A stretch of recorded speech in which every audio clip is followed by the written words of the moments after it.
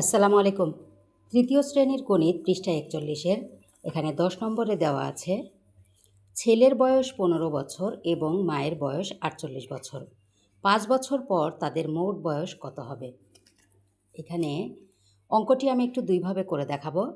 আপনারা অভিভাবকরা কোনটা বেশি পছন্দ করবেন একটু কমেন্ট করে জানাবেন। যেমন ছেলের বয়স হচ্ছে ১৫ বছর এবং মায়ের বয়স ৪৮ বছর। ৫ বছর পর তাদের মোট বয়স কত হবে?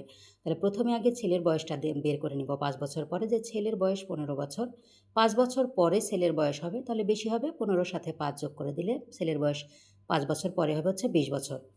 এবার মায়ের বয়স দেওয়া আছে ৪৮ বছর, তাহলে ৫ বছর পরে মায়ের বয়স হবে ৪৮ যোগ ৫ সমান ৫৩ বছর। এখন যেহেতু বলেছে ৫ বছর পর তাদের মোট বয়স কত হবে, তাহলে ৫ বছর পরে আমরা বের করেছি ছেলের বয়স ২০ বছর এবং মায়ের বয়স ৫৩ বছর, তাহলে দুইটাকে মিলে একসাথে করে দেব। তাহলে ৫ বছর পর তাদের মোট বয়স হবে ২০ যোগ এই ৫৩। ছেলের বয়স ২০ আর মায়ের বয়স হচ্ছে ৫৩, দুইটা মিলে যোগ করে দিলে হয় ৭৩ বছর।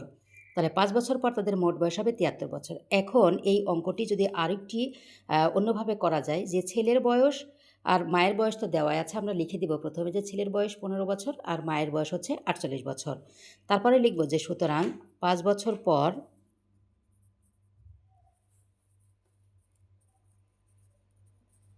তাদের মোট বয়স হবে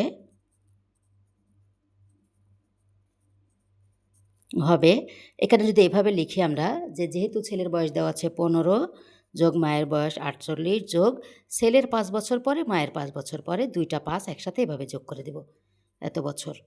এবার যদি আমরা যোগ করে দেই তাহলে ৫ আর ৫-এ ১০ আর ৫-এ ১৫ আর ৮-এ ২৩, ২৩-এর ৩ হাতে ২, ২ আর ১-এ ৩ আর ৪-এ ৭, এই হলো ৭৩ বছর। এভাবেও করা যায়, এভাবেও করা যায়। আশা করি সবাই বুঝতে পেরেছেন। ধন্যবাদ সবাইকে। আসসালামু আলাইকুম।